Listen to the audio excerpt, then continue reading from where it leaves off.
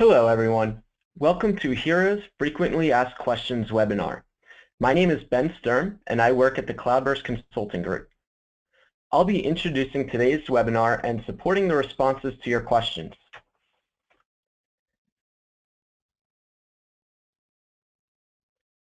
This webinar includes helpful information in accessing and using HEROS. Most of this session is an open forum for all participants to ask questions and solve HEROS-related concerns through discussion with HUD's Office of Environment and Energy.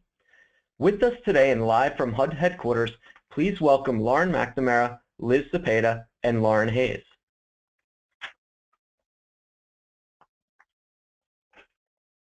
Before we get into the content, we have several logistical announcements. Today's webinar will last approximately 90 minutes and is being recorded. The PowerPoint presentation is posted on the HUD Exchange Training and Events page. Because of the large size of the audience, all attendees will remain on mute for the duration of the webcast. There may also be a slight delay in the advancement of the slides due to the audience size.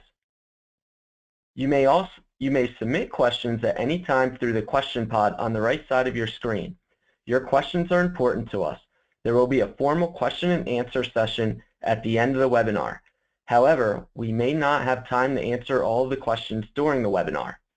If we do not get to your question, please submit them through the Ask a Question on the HUD Exchange address listed on the screen. Please reference this presentation's HEROS FAQ webinar in your question. If you experience any technical difficulty, please request assistance by using the question pod on your screen, and we will do our best to quickly assist you. An email will be sent out to all attendees following the presentation with instructions for how to get credit for your participation and also to request that you complete the feedback survey. During the session, we may be sharing our own computer screens in order to demonstrate HEROS. In order to see this most clearly, you may want to click the full screen button in the upper right side of the window. This will maximize the shared screen. In order to submit a question, you will need to click the full screen button a second time to resume the normal window size. It is now time to turn over the presentation to Liz Cepeda. Thank you, Ben. So we have two objectives for this webinar. It's kind of an unusual format. This webinar is interactive so that you can test your knowledge of HEROS. So we'll be quizzing you on some of our frequently asked questions today. We'll also give you an update on the latest news and issues that you should know about as a HEROS user to start off. So as always, we'll be starting with an overview of our tools and resources, all of those materials that you can refer to between webinars. Then we'll go into some system updates. The good news is that we don't have a lot of troubleshooting to go over today. There's just a couple of tricky areas that people sometimes struggle with, and we'll go into those to start off today. Then we'll into our quiz, where we'll test you on common HEROS questions. And during that section, we'll discuss some of the questions and issues we see most often. And then finally, we'll end with an open forum where we'll take your questions. So please start submitting your questions now. There's no need to wait until the end until we start taking questions. We're more likely to get to your question if you submit it early. Note that we are expecting a high volume of questions. We usually get over 100 on these webinars, and we will not have time to get to all of them. So the earlier you submit your question, the more likely we are to see it and to be able to get to it, get it in our queue. But also please be patient if your question isn't addressed right away. We'll get to as many as we can. So we'll start by reviewing our resources that you can always refer to if you have a question about HEROS. A lot of these are overlapping, so you can choose which one you'll refer to based on how you like to receive information. There are instances where one is kind of better than another for whatever your purpose is, but you can kind of use what's more comfortable to you. So first up, we have our user guide. This is just very recently updated. So by the end of this week, if not now, you should be able to review our brand new August 2016 edition of the user guide. It clarifies a few things, including the certifying officer's role, how to enter sensitive information, and how to tier environmental reviews in HEROS. And also it just has some updates, including fixing links and updating screenshots. Just a reminder of our how-to videos. These have not been updated recently. We're looking at a major overhaul next year for reasons that will be clear soon, but they're still useful, even though they're a little bit older. Then we have our frequently asked questions, which are kind of my favorite resource.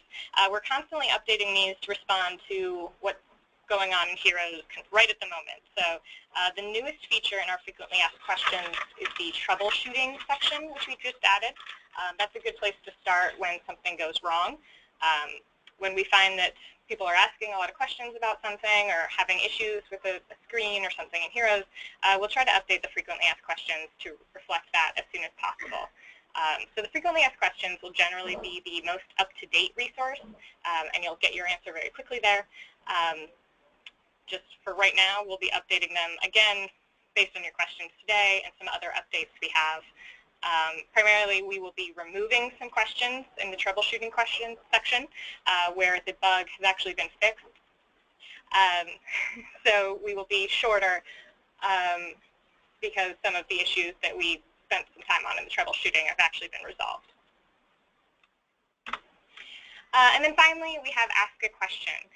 If you need assistance from an actual human, this is where you should go. Don't forget that Ask a Question is not just for questions. You can also give feedback and suggestions to us using Ask a Question. We'd be very happy to see more of that. I'd recommend checking the frequently asked questions first before going to Ask a Question, just because it's going to be a little bit faster. But if you have a problem and you don't see it in the frequently asked questions, please go to AAQ, Ask a Question, to get help from a human. So now I'm just going to do a little demo of where you can get to all these resources. Continue that. So this is our main environmental review page on the HUD Exchange. Hopefully you're using this. This is a great resource. If you don't have it bookmarked, you can just Google HUD environmental review. That's what I always do.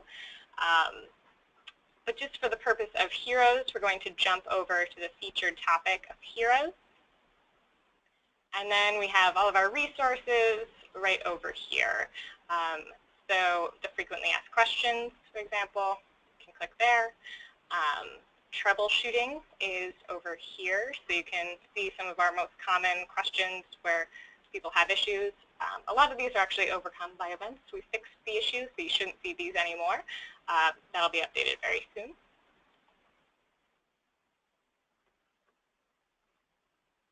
And then you can also click here to go to the user guide, which again is going to be updated this week if it hasn't already. The how-to videos. You can also access the training environment here and our webinar sessions. Go back in here.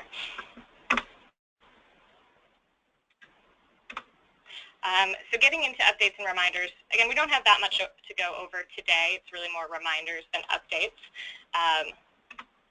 First, enhancements. We're currently working on a number of enhancements to HEROS. We're expecting that these will be put into production next spring. So it'll be a long process, but we're expecting this to really improve the way you use HEROS. Our primary focus is going to be adding user roles that we missed in the initial rollout. So we're looking to add capacity for HEROS to handle partners in the environmental review process, like public housing authorities, contractors, consultants, nonprofits, applicants, lenders, PDHEs, and more. So this should really help us get more users in the system and make HEROS work for more HUD programs. Some other changes we're working on include working on improving the request for release of funds screen to be a little more user-friendly, allowing users to enter their own mitigation measures and conditions. We're adding some new reports, and just overall improving and editing some questions, some prompts, some unclear text that people had trouble with. So you're going to hear a lot more on that as we get into 2017 and we have more details. Just to give a status update on where we stand with various HUD programs. This hasn't changed much since our last webinar, but it's always good to be reminded. In CPD programs like CDBG, Home, and Shop, HEROS is currently optional, but encouraged for most programs for Part 58 reviews done by a responsible entity. The one exception to that is continuum of care. Since we have created specialized forms for COC environmental reviews, and those are unfortunately not compatible with HEROS, we recommend using the specialized COC forms instead of using HEROS for COC. For HUD staff working with CPD programs, HEROS is mandatory for all Part 50 reviews, and HUD staff must also process all Part 58 reviews received in HEROS through HEROS. So if you, as a CPD rep, receive a request for release of funds through HEROS, you must also process and submit the authority to use grant funds in HEROS. And Lauren McNamara is going to go over this in just a couple of slides, so there'll be a lot more information. If you're not sure how to do that, listen to Lauren, reach out to OEE staff for assistance, but hopefully that should all be very clear soon. Over in housing, HUD staff who prepare Part 50s for FHA multifamily or RAD should now be using HEROS to complete all of their Part 50 reviews. We're lagging a bit in public and Indian housing right now. In public housing, we'll be rolling out to HUD staff to complete Part 50 reviews very soon. There's going to be a training on that this month. But for Part 58 reviews, please hold off on completing public housing Part 58 reviews in HEROS for the time being. Likewise, we're developing a rollout plan for ONAP right now, and we expect that to roll out in 2017. So the programs that are delayed are largely tied to user roles. We're waiting until the additional user roles are deployed next year to roll out to public housing and Indian housing so that we can include public housing authorities and PDHEs in that. I just want to quickly touch on uploading documents in HEROS because it's something that we've seen a lot of questions about fairly recently. HEROS does accept most types of documents, including very, very large ones like ASTM Phase 1s and Phase 2s. However, there is one type of document that is not accepted, and that's files with special characters in the file name. So always make sure when you upload a document to make sure that your document has been uploaded properly. If it was successfully uploaded, you'll see it appear like in this image. The name of your document will appear in blue with a red X next to it. You can use that if you'd like to delete the document. So if you don't see that appear after you upload a document, it has not uploaded successfully. So we generally see that if the file had a special character like a slash or an asterisk or something in the file name. And we also see that happening with certain browsers, notably Firefox. So if you aren't seeing your documents appear in blue with a red X, make sure they don't have any special characters, you're not using Firefox, and try again.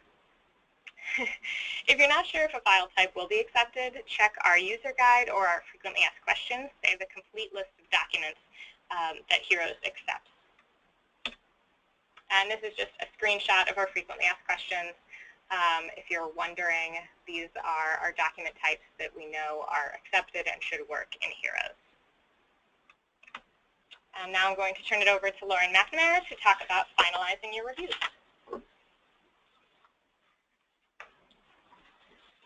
Okay, thank you, Liz. So now I'm just going to take a few minutes to go over the request for release of funds and authority to use grant funds process and how it works in HEROS. We know that this is a time of transition between the paper process that everyone is used to the system process of submitting the request for release of funds. So we just want to make sure everyone understands how the process works in the system. If you've completed a review and you did the RROF outside of the system for a review that you had in HEROS, be sure to keep that documentation so you have the complete environmental review record. Moving forward, when working on reviews in HEROS, you must submit the request for release of funds electronically to HUD. This will help ensure that the environmental review record is complete. It allows for easier communication between HUD and the responsible entity. And when the system becomes mandatory, it will allow both parties to work smoothly together. We'll iron out any issues, and everyone will know what's going on. So I'll walk through a demo, but I'll just highlight some main points here. The request for release of funds is not submitted to HUD until an email notification is sent from the request for release of funds screen. There is a notification at the top of this section in the review that shows when an email has been sent. So this little arrow here shows that the notification was sent to me back in January.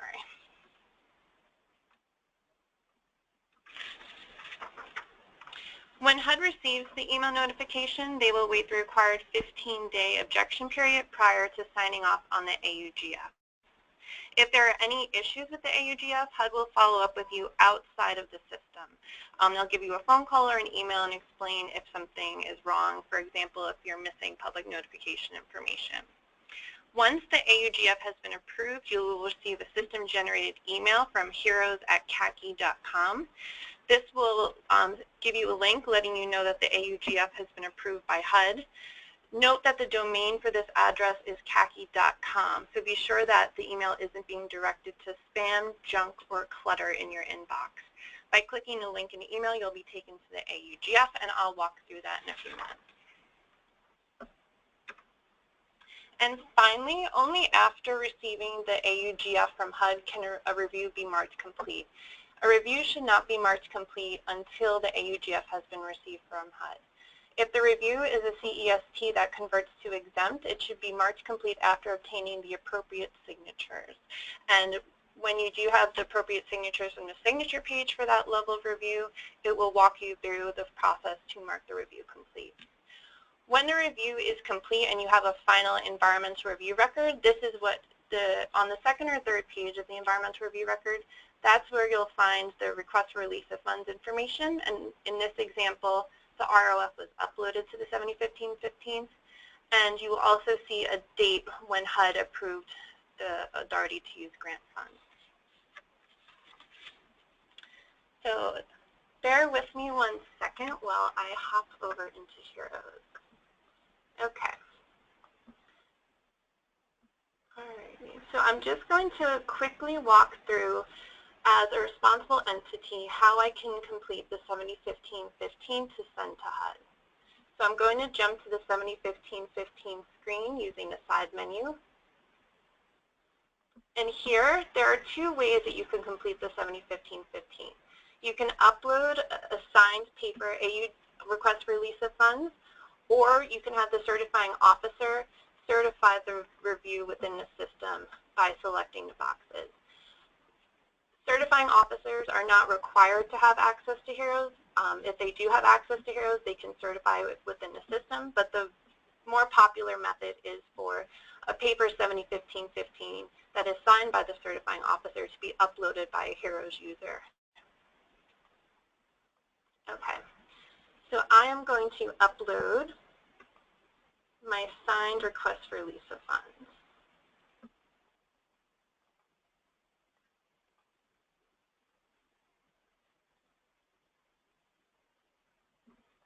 And now I'm going to upload public notification for the project, public notice.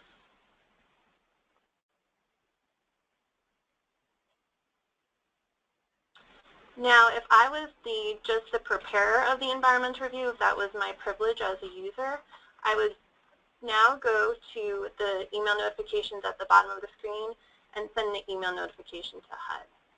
If I was the certifying officer, and I have the privilege because this is the training environment for HEROS, I would select the appropriate information, and this is the exact information that's on the request for release of funds form.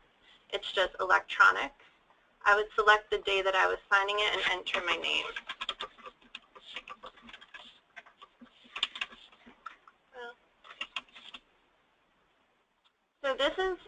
So once this information is complete, it needs to be sent to HUD. You should enter your HUD contact email address.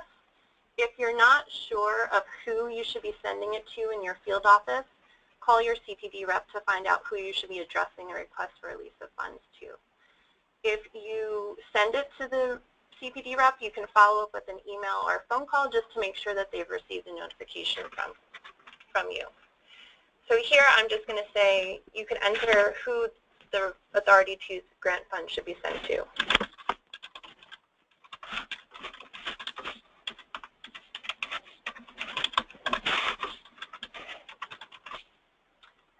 going to click Send Notification.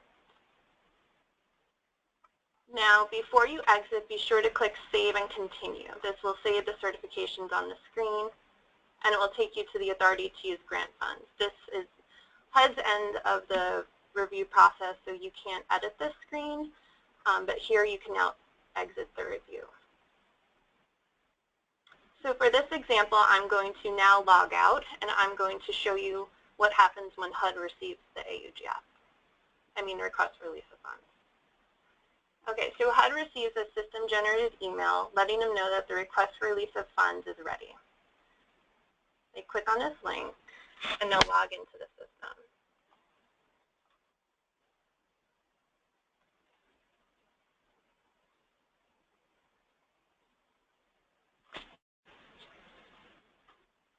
Okay, so here I am a HUD staff person, and I received the request for release of funds and certification. I would review the signed 7015-15. I can open it from within the system, and it will download here. And I can open the public notification documentation from here as well. By scrolling down the screen, I can see that the certifying officer has also done the certification for Part 2. So it's either or, but in this case, we've done both. So as HUD, I would select Continue.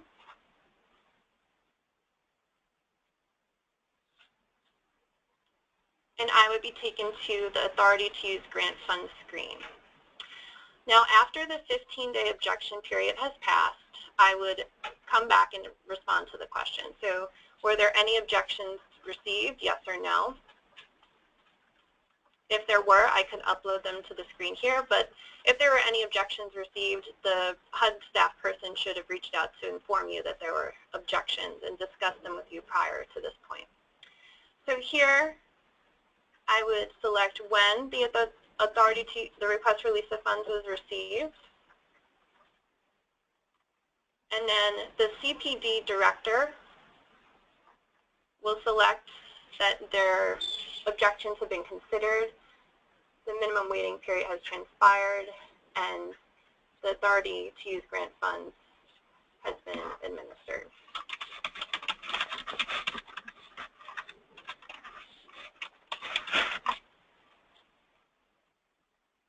And this would, of course, be a date in the future. So here, CPD would send the authority to use grant funds back to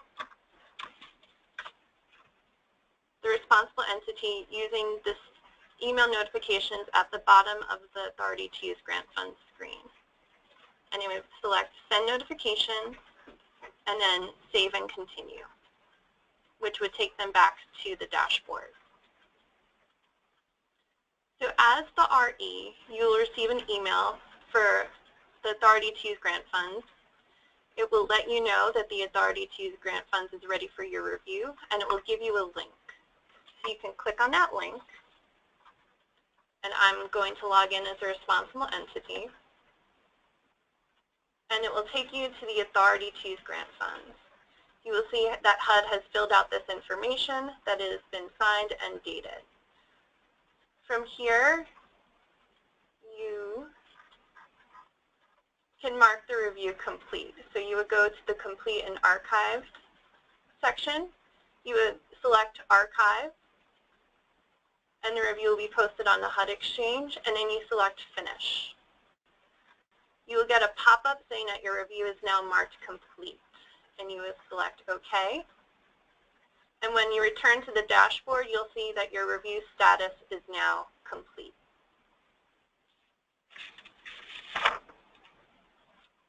And I believe I now turn it over to Lauren Hayes.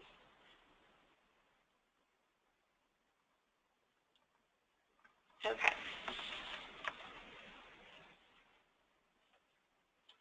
All right, now we will go into some frequently asked questions by category to poll you or quiz you on some of the questions about HEROS that come up the most. So the first category is general HEROS questions. The first question is, when will HEROS become mandatory? A, it is mandatory now. B, it will never be mandatory, or C, it is anticipated to be mandatory sometime in 2018. You should see this poll question and be able to select an answer.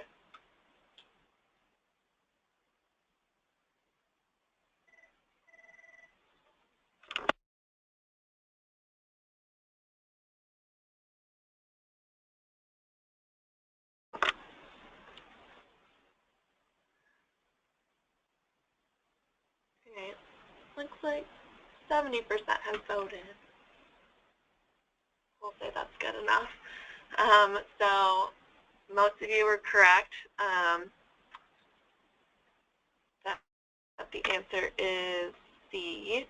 It's anticipated to be mandatory sometime in 2018, and that's for all programs.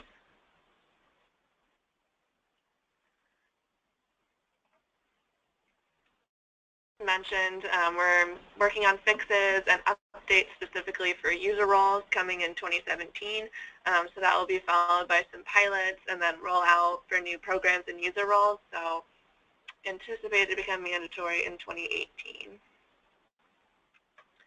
Okay, next poll question is, how do HUD staff register for HEROS once you're notified that your program is eligible?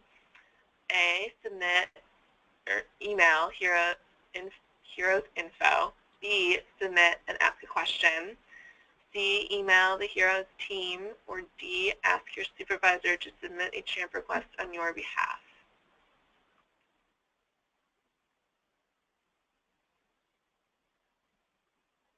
So you should be able to answer the question on your screen.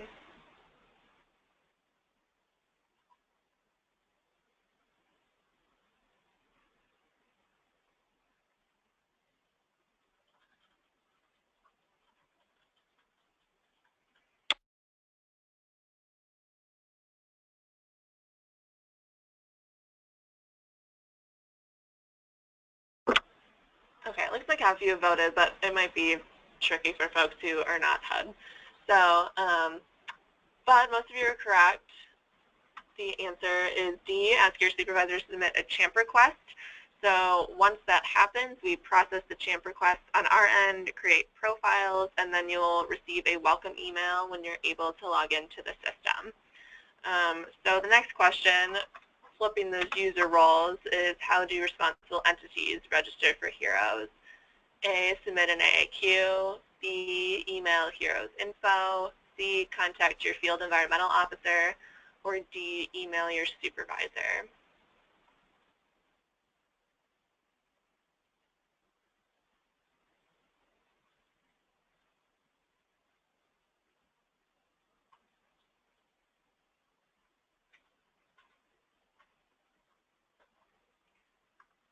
And there seems to be consensus on this one, at least for RE folks. The answer is C, contact your FEO, and then your FEO will pass the registration on to HEROS so we can create your profiles. Next in general HEROS questions is, which of the following types of Part 58 reviews can be entered into HEROS by responsible entities now? A, public housing. B, home. C, continuum of care. Or D, state-administered CDBG.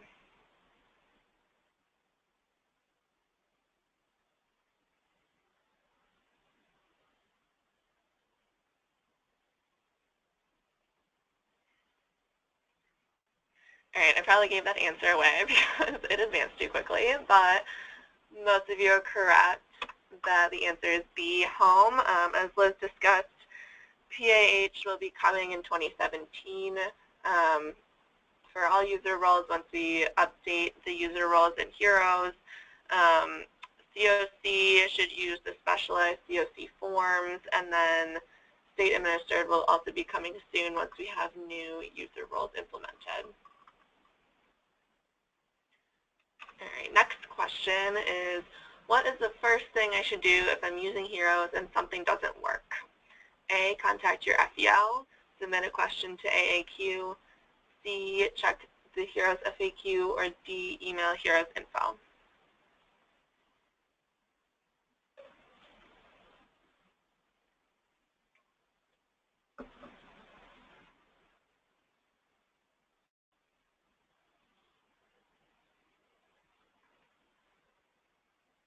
right, most of you are correct on this one too. It is HEROS FAQ. We just went over where to find that on the HEROS page. That'll show you the most common questions that come up with HEROS and some troubleshooting information. And then if you still don't find the answer to your question there, then you should submit an AAQ. Next is true or false. Two responsible entities can share a single environmental review in HEROS.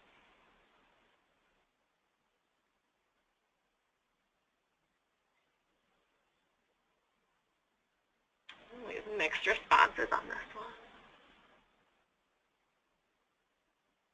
It's a tricky question.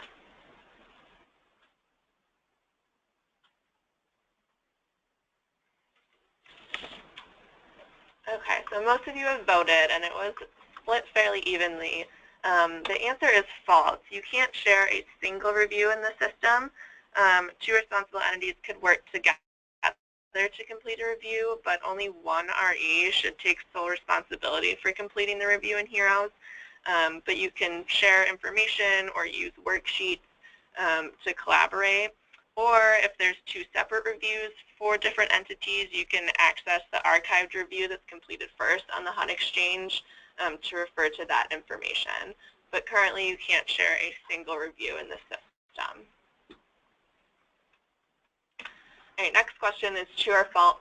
Typing text into HEROS counts as being active in the system and will prevent you from timing out.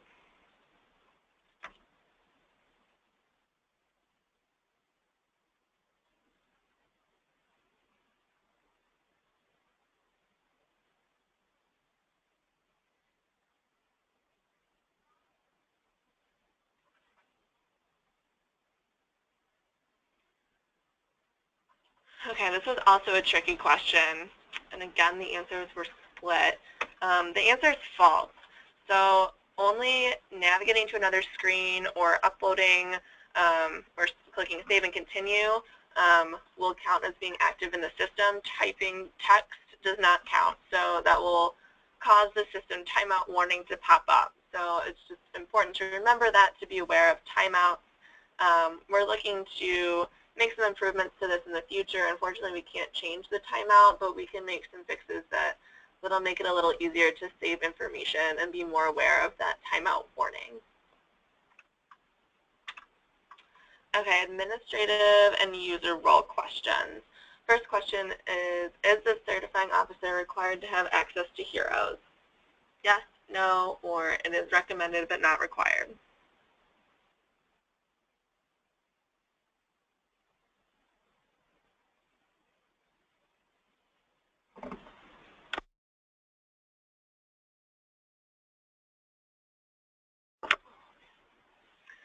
Okay, most of you are correct on this one.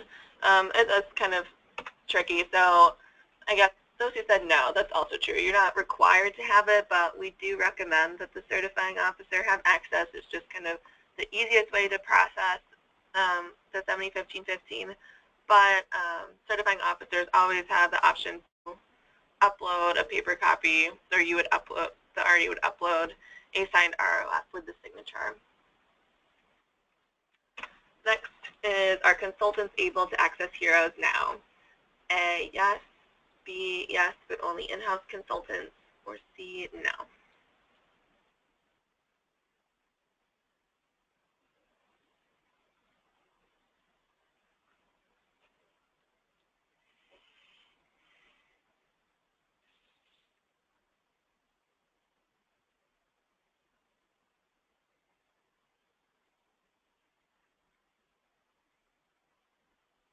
Okay, this question is kind of tricky too, and some people might not know about this option. So the answer is B, yes, but only in-house consultants. So right now we're accepting registration for consultants that are in-house and essentially function as an RE employee. So generally they would have an RE email address, etc. And then if this applies to consultants, they would need the RE and FEO to sign off on that, just giving them the response. They're signing off on that they have the responsibility to complete reviews. Yeah, and we'll address the other other consultant user roles in the new rollout of system updates. Next category is starting a review. Question is, what do I do if I don't know the project costs when I start an environmental review in HEROS? A, enter 0, B, enter a rough estimate, or C, leave it blank.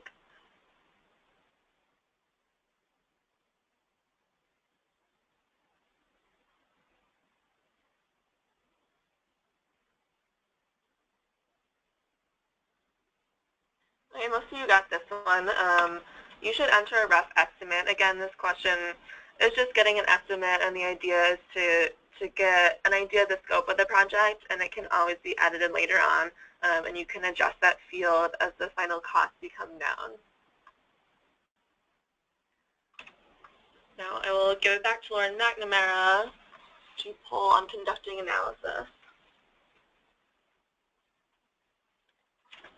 Okay, so our first question for conducting analysis is, what do I do if the validate address button won't work? A, proceed without validating the address. B, leave the address blank. C, enter the project address or addresses in the additional locations information text box. Or D, either A or C.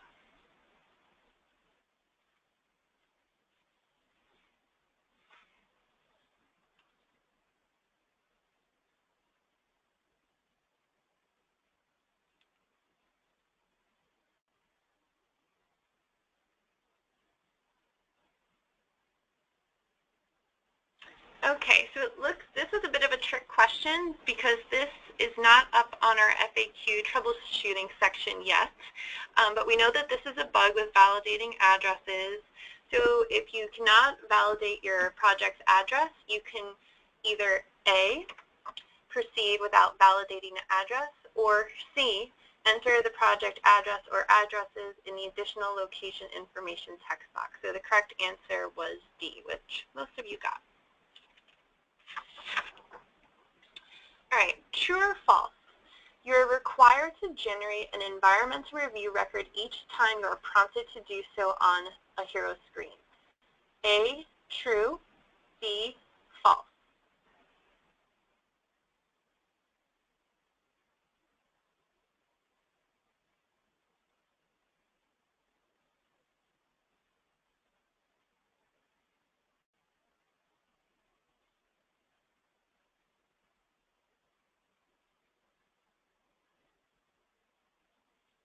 Okay, the correct answer is B, false, and most of you got that correct. As long as you've checked the environmental review record for accuracy at one of the prompts, you're okay. If you have any issues generating an environmental review record, let us know using AAQ, and we can help troubleshoot that with you. Next question. What should you do if your compliance determination disappears? A, submit an AAQ identifying the name of the review and the affected law and authority screen. B, refer to the troubleshooting FAQs for guidance. C, contact HEROS info. Or D, both A and B.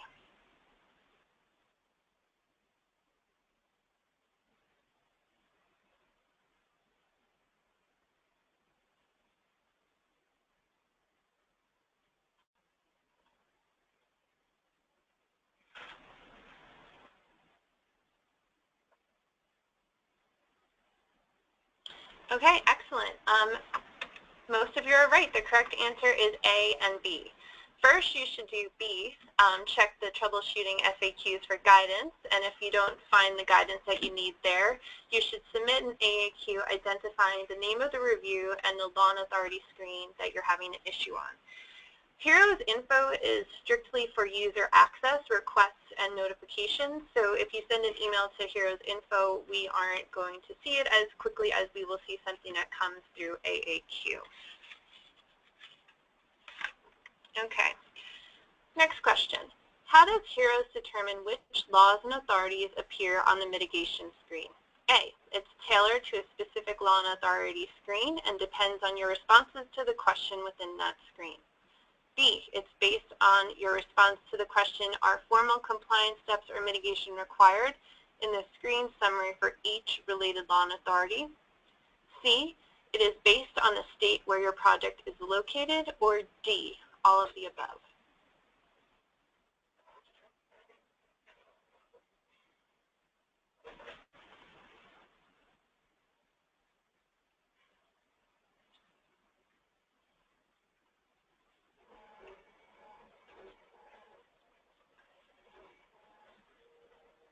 Okay, only some of you got this correct.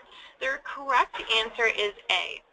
As you work through each law and authority screen, you will be prompted to enter mitigation measures. For example, if you completed an 8-step for floodplain management that identified mitigation measures and you don't see that on the mitigation screen, go back to the floodplain screen and see how the questions were answered.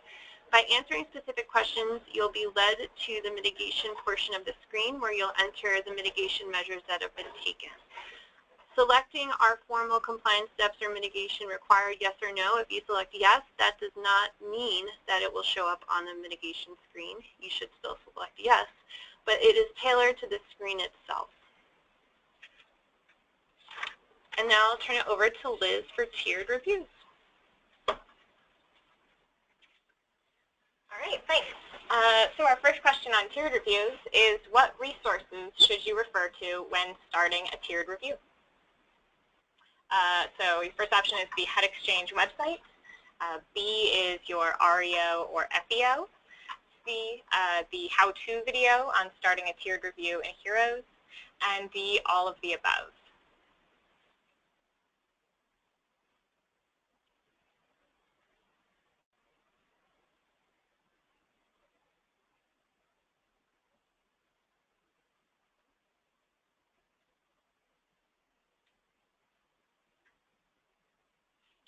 All right, most of you got this one right. This one is all of the above. So working our way up, we have a how-to video that goes over how to tier a review in HEROS. We're also planning a webinar for later this year to expand on how to tier reviews generally and specifically how to tier an environmental review in HEROS. So stay tuned for that. That should be coming soon. Your regional or field environmental officer is also going to be a really good resource on tiering reviews because these are a more advanced, harder, more complicated way of doing your environmental review. It's really best to work with the experts because they will have a lot of good advice on how to do it. And then finally, the HUD Exchange website. This is new and exciting. We just put up a new website on tiered reviews in the environmental review page. So I'll just quickly hop in to show you that. So again, from our main page on the HUD Exchange, here's the main environmental review page. And under featured topics, we now have tiered environmental reviews. So it's nothing too fancy quite yet. Right now, it just goes through the basics of what tiering is, when you might want to use it, when you should not use it, and some tips for how to put together your environmental reviews. And then we have a couple of resources, hoping that this will expand and grow over time as we develop more resources on tiering, but this is our first step towards clarifying this frequently misunderstood aspect of environmental reviews. So our next question is true or false. To start a new tiered review, press the Start a New Environmental Review button on the HEROS dashboard, or the My Environmental Reviews dashboard.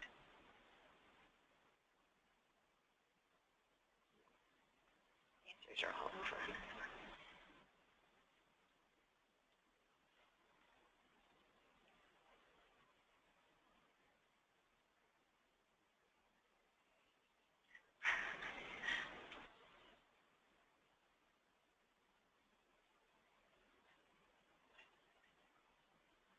All right, so we got you again on this one. The actual answer is false. You would start a regular environmental review by pressing the Start a New Environmental Review. But to start a new tiered review, you first need to go to the My Tiered Reviews dashboard. So I'll just pop into HEROS again to show that. So of course, this is the regular button to start a new regular non-tiered environmental review. But if you want to start a tiered review, you should go over here to go to tiered reviews.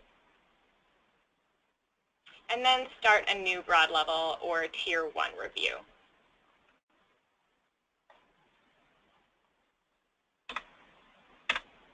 Last question on tiering.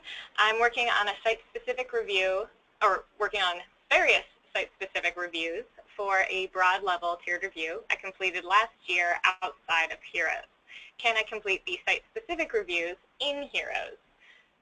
So option A, yes, upload it to screen 1240 site-specific reviews, or no, only add it if the broad level or Tier 1 review is in HEROS.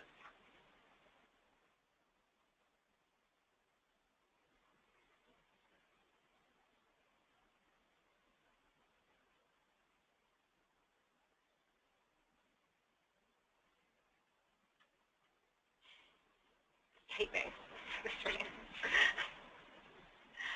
Okay, we mostly taught you this one. The answer is no. If your broad level review is completed outside of HEROS, your site-specific reviews should also be kept outside of HEROS. The main principle here is when you're doing tiered reviews, it's really important that you file your broad level and your site-specific reviews together.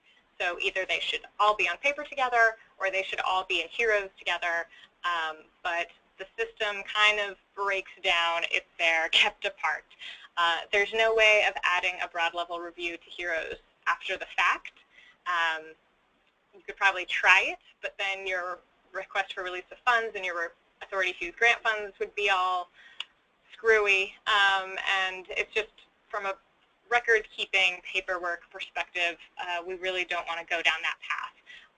So our ask to you would be, if you have the broad level review outside of HEROS, you also keep the site specifics on paper as well, and only start tiering reviews in HEROS when you're ready to add a new broad level tiered review.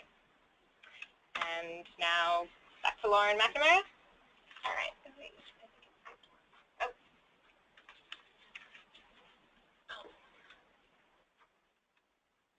Okay. So the 15-day HUD objection period is over, but I have not received the AUGF. Should I A, resubmit the request for release of funds to HUD, B, mark the review complete, or C, follow up with my HUD contact via phone or email about the status of the AUGF?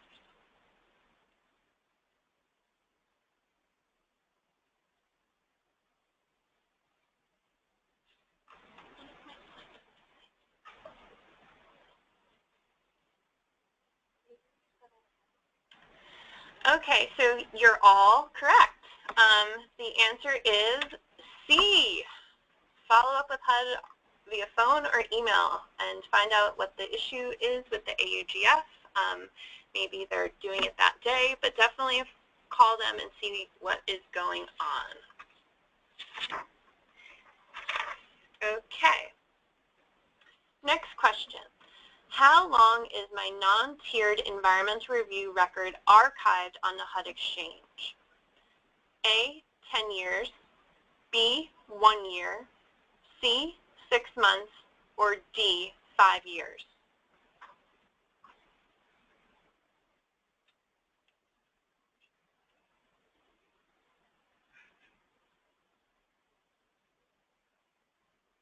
Oh, it looks like you guys are missing option D. Sorry about that. Don't worry, it's not the answer.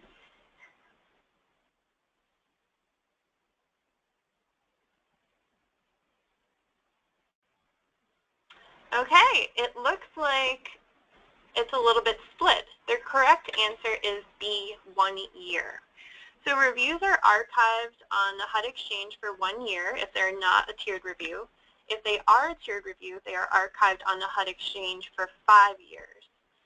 The reviews will remain in the system longer than that period of time, so you can always go back and get your review after they're no longer on our public-facing website. They'll still be in the system for your records. And now we will open it up for other questions.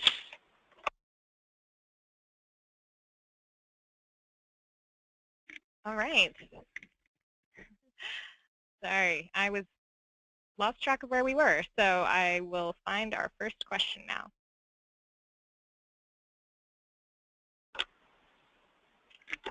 Okay, first question. I keep getting a message that the field staff email isn't available. Do I need to send the field rep a separate email letting them know that there is a review waiting for their approval? Okay, so if you run into any issues with sending a request for release of funds using the send email notifications at the bottom of the screen, follow up with HUD directly. You can send yourself a carbon copy of that email. So if you send yourself a carbon copy of that email, you can forward it to the HUD staff member that you work with, or you could just give them a call and let them know that there's a review ready for their review in the system. All right, thank you. I think I have a few more finalizing questions that I'm going to direct towards Lauren McNamara to start off. Our next question is, who is supposed to complete the information related to Form 7015-16, the authority to use grant funds in HEROS? Is that the applicant or the HUD field office? Okay, so on the 7015-16, only HUD can edit that screen. That screen does pull information from certain fields within the review, such as the project name or grant number, but only HUD can make edits to that screen. So HUD prepares that screen, a HUD CPD rep will prepare that screen, and a HUD CPD director will select the approval and the date that the authority to use grant funds has been approved. All right, thank you. Our next question is, how does a certifying officer get access to HEROS? Okay, so if a certifying officer would like to get access to HEROS, they can send information to our field environmental officer. And I will pull up our FAQs and show you the information that is needed to get your HEROS account set up. So let me just pull that up quickly.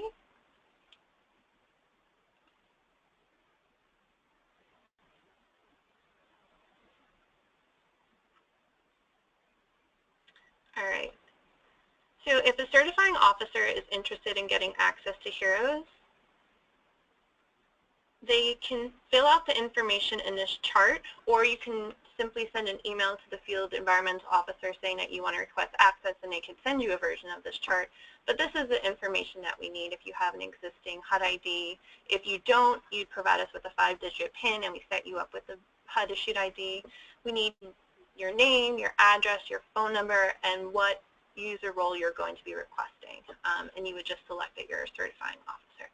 So this information is found on an FAQ, and you would send it to your local field environmental officer. And we have that information on our website. Depending on what region you are, you can find their email address and phone number.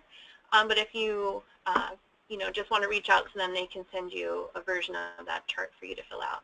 User access takes about 2 to 3 weeks, depending if you already have a HUD issued ID or if we need to get you set up with a new ID. And when you do receive access, you'll get a welcome email from HEROS Info with information about training materials, as well as the links to log into HEROS production and a link to log into the HEROS training environment if you would like to test out HEROS in training. Great, thanks. Our next question is, it's my understanding that subrecipients do not need to begin to use HEROS until 2017. Is that still true? And is that federal fiscal year 2017 or calendar year 2017? That's a good question. The answer is calendar year 2017. But, once we get our changes for the partner role, which will allow for subrecipients to work in HEROS, we'll make sure everything is ironed out for that role, and then we'll let the responsible entities and the subrecipients know when they can start to request access to the system and get themselves set up. So late 2017 calendar year, you'll be hearing some information from us about when you can sign up, and we'll let you know. So please stand by patiently. Thank you. All right, not sure if I heard this correctly. Are all authority to use grant funds be processed in HEROS, even if the request for release of funds is not entered in HEROS? That's a good question. So moving forward, if a grantee or an RE works on a review in HEROS and submits the request for release of funds to HUD, they should do this electronically. If they submit the request for release of funds on paper, if they have gone through HEROS but they mail in a request for release of funds form, HUD will respond with the authority to use grant funds paper form. So we ask that you process your request for release of funds in the system, and then HUD will return the AUGF in the system. But if in the past you have gotten to that point and you've submitted it on paper, and HUD has replied with the paper AUGF, that's fine. Just make sure you keep those records. But moving forward, we ask that you do this electronically so the environmental review record is complete and the dates are all in one place. So hopefully that cleared it up. Is there? Could you move your line when I'm talking? Oh, okay. Thank you. All right. Given that environmental review records will be on the HUD Exchange for 1 year, for required record keeping and for HUD monitoring purposes, should we also keep the original paper or hard copy environmental review record on our files? Okay, that's a good question. So you should keep an electronic copy of the environmental review record. You don't have to print it up and keep it in a paper file, but you should keep an electronic Word document file on your local computer drive just so you have the electronic record. You don't have to print it up, but you should save the Word document environmental review record to your network. That's generated from HEROS. Yes, thank you. And follow up on that question, even though our paper copies of the environmental review record aren't necessary, should we still keep the original environmental review preparer and certifying officer signatures for the environmental review record?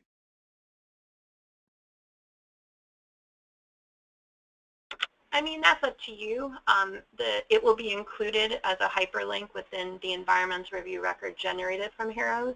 You don't need to keep that piece of paper outside the system. If you want to keep it in your files for timing or approval purposes, that's fine. But that information is part of the environmental review record when you upload it to the signature page, and it will show up as a link to the environmental review record document. So it is there. And that does count as an approval, the electronic record. You don't have to necessarily hold on to a paper signature. Yeah. So you don't have to do it, but it's your preference if you want to keep it or not. All right, thanks. So for purposes of uploading your documents, is a dash considered a special character in the file name that would mean that HEROS can't accept it? No, dashes are not considered special characters, so they can be included in upload files. I think the typical errors are Slashes or ampersand, I don't know.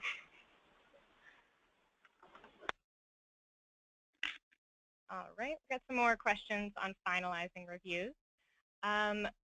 Will HUD accept the uploaded version of the 7015-15, the request for release of funds, rather than a hard copy with a wet signature from the certifying officer? Yes. HUD will accept the uploaded copy of the request for release of funds that has been signed by the certifying officer that is uploaded to the 7015-15 screen.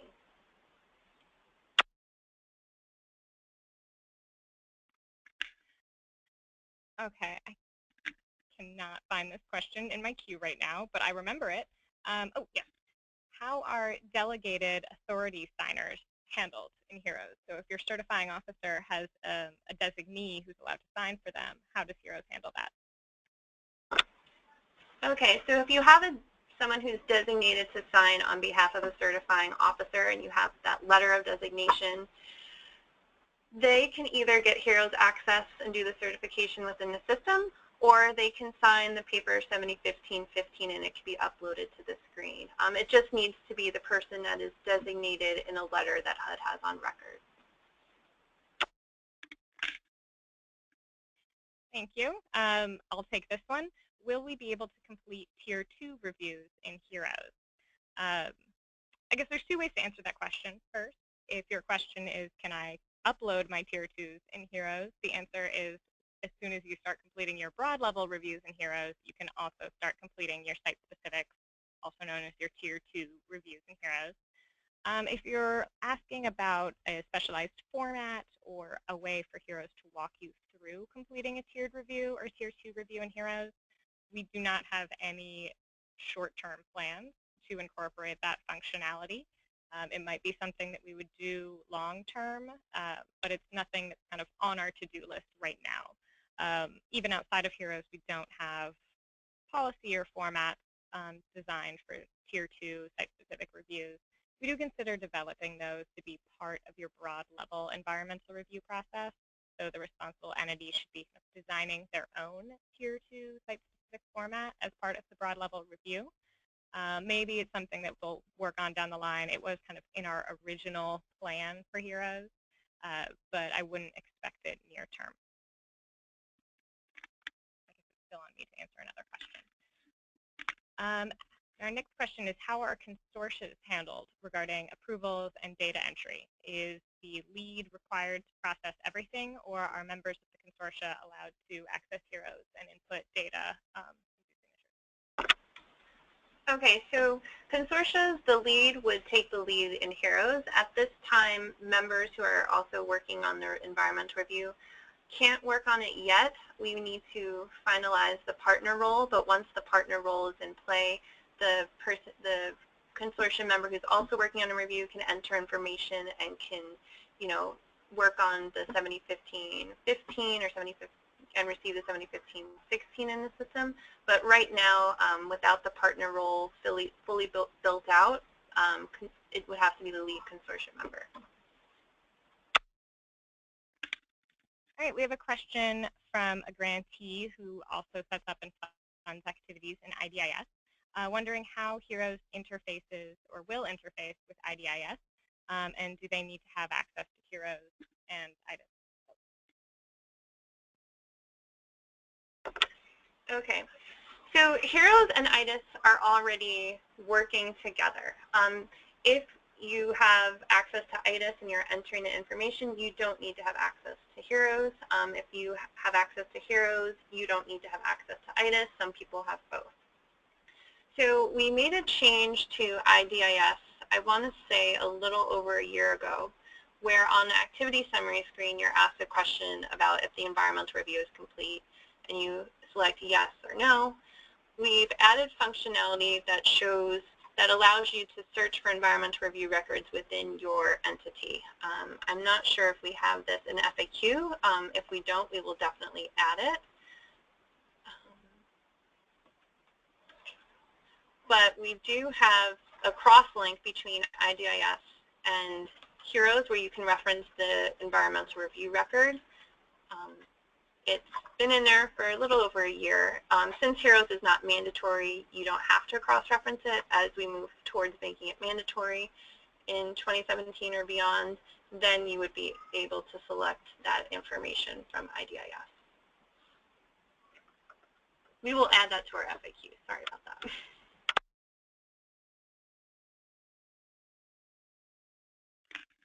All right, our certifying officer is always the mayor of the city, and that changes every 2 years. So does it make sense to get that person access to HEROS, or can a generic mayor at city.gov or something be possible?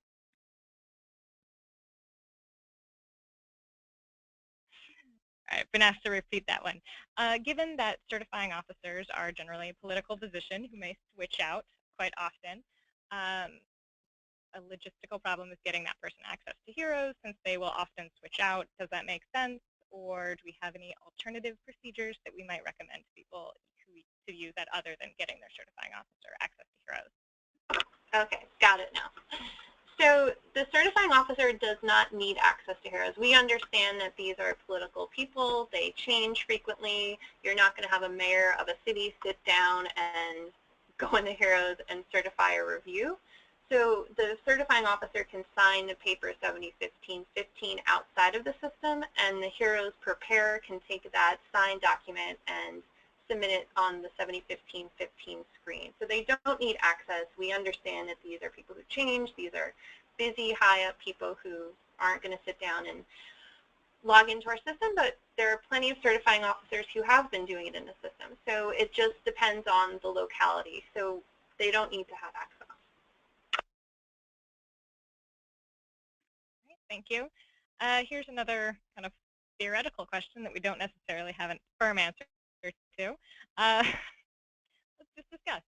How will audits work with electronic environmental review records since we aren't required to maintain a hard copy? Will the field environmental officer still do on-site audits or monitoring? We don't call them audits.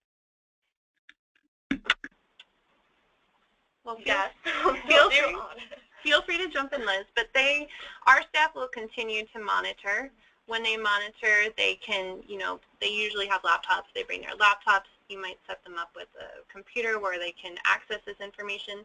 They'll be able to access the environmental review records. You can email them to them to review, but they will still come.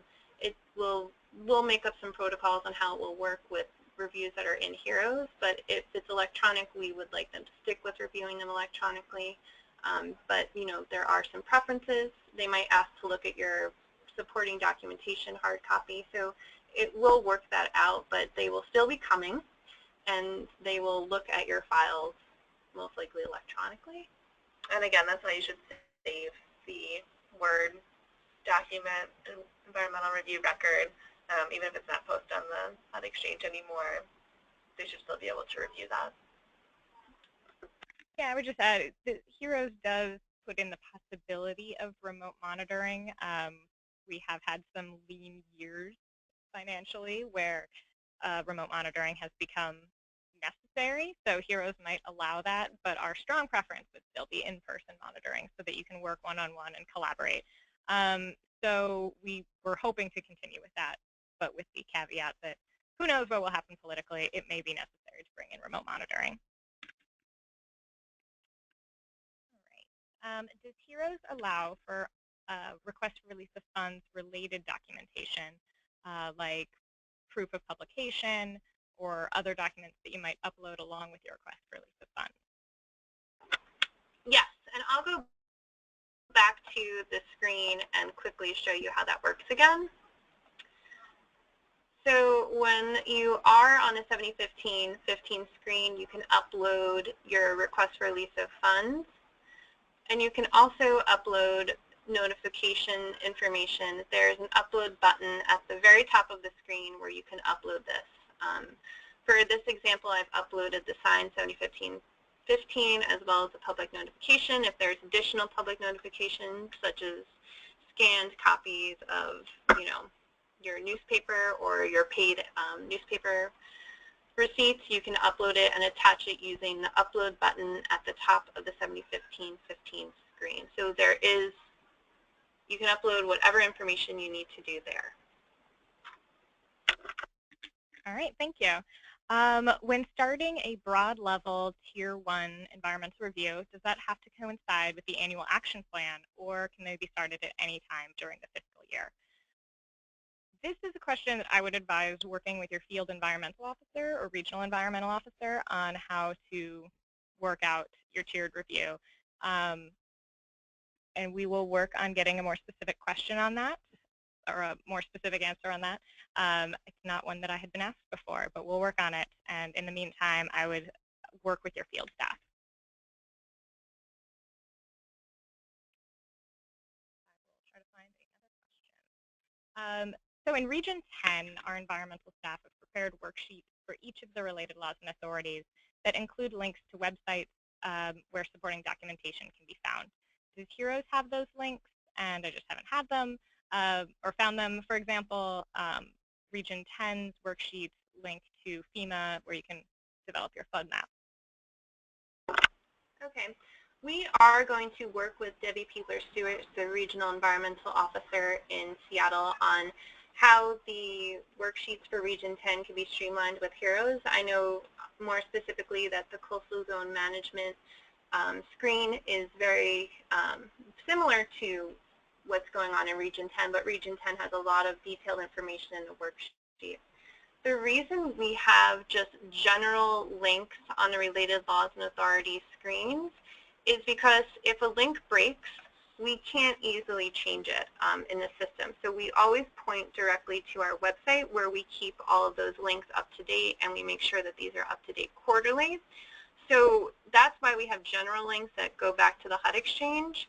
But for your specific answer about Region 10, we are going to be working on that with Debbie Peebler-Stewart to make sure that the HEROS screens and the Region 10 worksheets work out, and then what worksheets need to still be in play for Region 10 are there. So we'll be working on that with Debbie, but Region 10 does have specific worksheets. Some other regions don't, so it just depends on your region. Region 10 has very good relationships with their local things and have developed these worksheets over years, so we don't want to discount those worksheets, but we are working with Debbie to kind of incorporate them now that HEROS is there within a worksheet outside the system. I hope that answers the question. Thank you. Next question is, how long does it typically take for HEROS approval? I'm not sure whether that means getting HEROS access or getting approval of your request for release of funds, but maybe we can answer both of those questions. Okay, so I'll start off with getting access. So access usually takes 2 to 3 weeks, depending on if you need a new HUD ID or if you have an existing HUD ID, and we'll notify you when your account is set up. So that takes 2 to 3 weeks. The other question, how long does it take for HUD to approve? If HUD is approving the authority to use grant funds, it should take 15 days. If there are any issues with the authority to use grant funds, if they need information that wasn't submitted the first time, they will come to you outside the system and let you know what's needed. So that might restart the 15-day clock. But on usual, run-of-the-mill, no issues, it takes the 15-day objection period. Thank you, Lauren. And I would also add that if you are waiting to hear back on authority to use grant funds and it's been a long time, make sure to follow up with your HUD contact outside of the HUD HEROS system to make sure that everything is working smoothly. Yes, thank you. Next question is, what do you do if you don't know your HEROS training password? If you aren't sure of your HEROS training password, please reach out to AAQ and we'll help walk that through with you. Refer to the original welcome email we sent you if you don't have it or we sent it to you a long time ago. Just let us know using AAQ, and please let us know your user ID. That's an important part. All right, thank you. Our next question, oops, I lost it. Sorry about this. Okay, under the airport's hazard screen, the first question is to calculate your distance from an airport. But in some cases, that won't be necessary based on your activity type. And that's something that we see with a lot of related laws and authorities. Why don't we ask about the activity first and then ask about your proximity to things like airports or wild and scenic rivers is another example of that. And I can take this one, which is, it just depends on how we designed the screen at the time. In retrospect, we're looking at some of these and realizing that it would have been better to ask about activities first, and we're hoping long-term to be able to adjust these to make something that kind of works best for each of the related laws and authorities now that we're seeing how it works in practice. We hope that this works well for responsible entities who are always kind of in the same location, always roughly the same distance from airports or wild and scenic rivers. But we understand that it doesn't work quite as well for certain other users. For example, HUD staff who complete environmental reviews all over the country, you're going to have to get a different map each time, and we know that's a little time consuming. So hopefully you're getting good maps from your partners, and that's not creating too much extra work, and hopefully long term we'll be able to work out a new solution to this. Okay. Running low on questions. We do still have a fair number of questions. If I'm not reading yours out, it's likely because I'm either lacking in context and I'm not sure what the question is asking about, or it's really project specific. If you're asking about something project specific or anything, I'd advise reaching out to your field environmental officer or regional environmental officer for assistance. They'll be able to help you with kind of project specific issues or environmental review issues that aren't related to HEROS. We're just going to be talking about kind of HEROS-specific questions, not about timing of environmental reviews or if you need to do an environmental review. Please work with your field environmental officer on questions like that. Okay, so our next question, is the link now working to open the authority to use grant funds from the email from HEROS? It depends on your user role. It should work. We did have an issue with that a few months ago, but it should work. If it's not working, please let us know. We will work with our contractors on that, but it should work.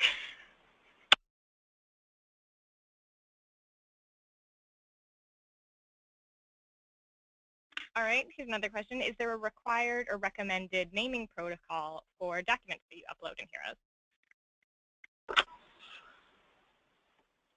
There's nothing required. I guess we would ask that it be fairly descriptive. Again, don't include the special characters, but it's a lot easier for whoever's reviewing the environmental review record for it to be clear kind of, what law and authority that's tied to, or what aspect of the review it's supporting. But at this time, we don't have a standardized naming format. But if that's easier for folks, that might be something we consider in the future. All right, thank you. Our next question is, will there be any training provided on how to use the supporting links to get backup documentation needed for each related law and authority? Some of them are easy, like your FEMA maps, but some are trickier, like contamination. And this is a good question. First, in general, make sure that you're going to training provided by our field staff, because they'll get a lot more into detail on what kind of documentation and how to comply, or what you need to do to comply with all of the related laws and authorities. So that's a really crucial way to know that you're providing the right documentation and giving everything you need to give. In terms of specifically in HEROS, we were just talking about maybe having a larger training that we walk through this a little bit more and show you how to do a relatively complex review. So that is something that's kind of on our to-do list, and it's percolating. So hopefully sometime in the near future, we'll have a large training that kind of goes into that level of detail. Next question is on tiering, so that's probably me too. I'm assuming tiered reviews are used for projects going over a period of years. If the tiered review has been closed and then new work has to be done, do you go back to the archived tiered review and proceed? Sounds like you might need a little background information on how tiered reviews work and what they are. I'd advise you to go to our new page on tiered reviews on the HUD Exchange. Just because you're making some assumptions. I don't know, maybe your experience. But please take a look at the new tiering page on the HUD Exchange and work with your field or regional environmental officer on making sure that you're doing this in a way that makes sense. It kind of depends on the specifics of your project, whether a tiered review would still work in the future. I'd work with our staff on that.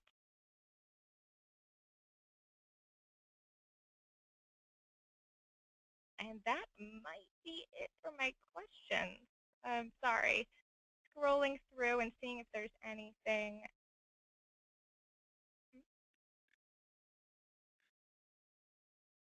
Did that.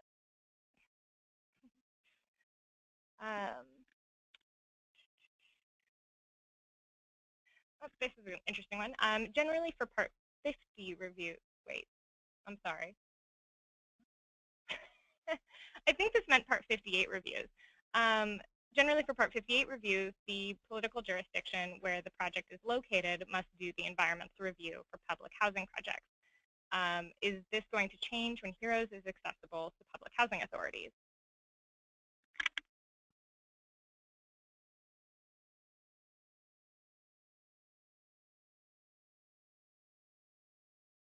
Okay, sorry. So I think basically HEROS will not change who's responsible for completing environmental reviews. The same regulations under Part 58 would still apply, so the responsible entity with land use authority would still be responsible for completing the environmental reviews within their jurisdiction under Part 58. What will change next year is that public housing authorities will be able to access HEROS so that they can assist with that environmental review process as they kind of do in the paper process now. So it will be accessible to them, but the responsible entity will still be ultimately responsible for the environmental review.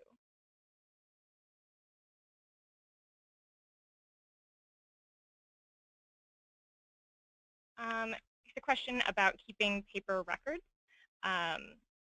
And we clarified, wait, oh, this is interesting. You clarified that paper copies are necessary to keep.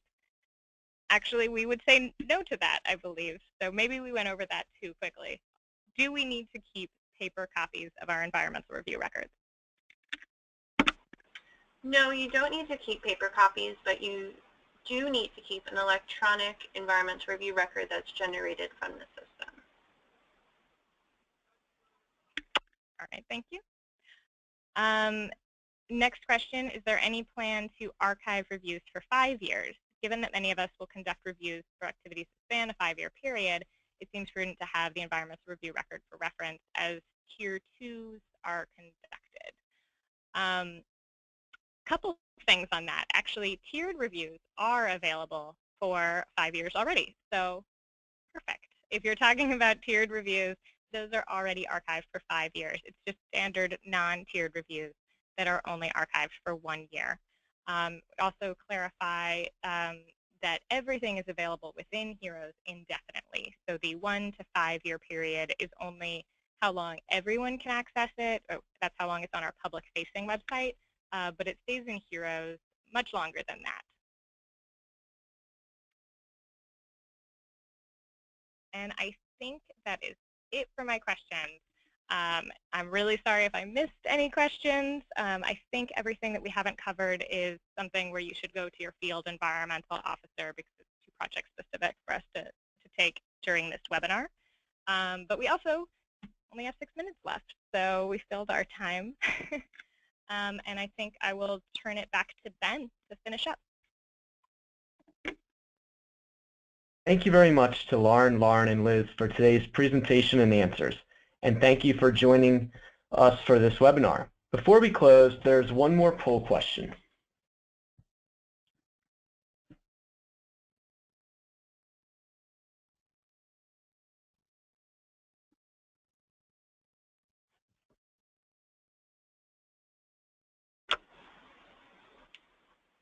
Okay, so the final poll question is, how do you like using HEROS? I like it and I use it. I'm HUD staff and I'm required to use it.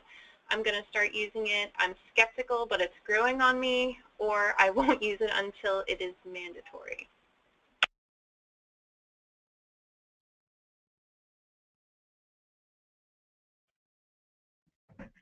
And as a reminder for today, an email will be sent out to all who attended following this webinar with instructions for getting credit for your participation and to complete the feedback survey. Thanks again for your participation today, and we hope you enjoy the rest of your day.